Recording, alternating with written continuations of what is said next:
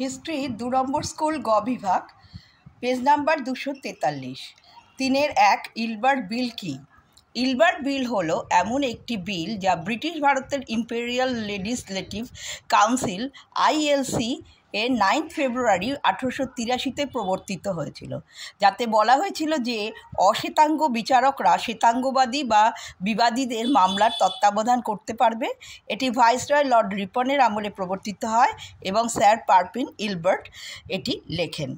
৩-২ শ্রীরামপুর ত্রয়ী বলতে কাদের বোঝানো হয়েছে? শ্রীরামপুর ত্রয়ী হলেন উইলিয়াম কেরি, জোশুয়া মার্সম্যান আর উইলিয়াম ওয়ার্ড। বানানগুলো কিন্তু ভুল না হয় যেন। ঔপনিবেশিক শিক্ষা ব্যবস্থা ত্রুটিপূর্ণ ছিল কেন?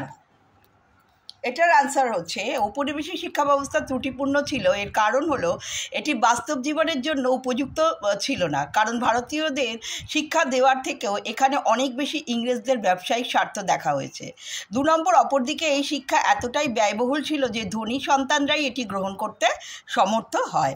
৩-৪ নম্বর, ভারতীয় কমিউনিস্ট পার্টিকে দ্বিজ বলার হয় কেন বা কারণ কি?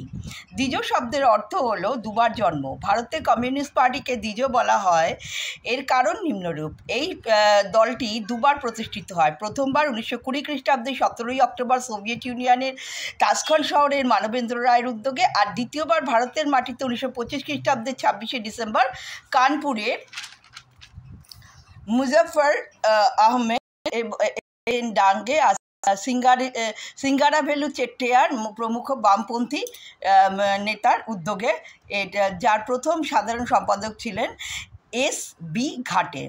একটু বানানগুলো ঠিকঠাক লিখবে, না হলে কিন্তু পরীক্ষার নাম্বার অনেকটা কমে যাবে।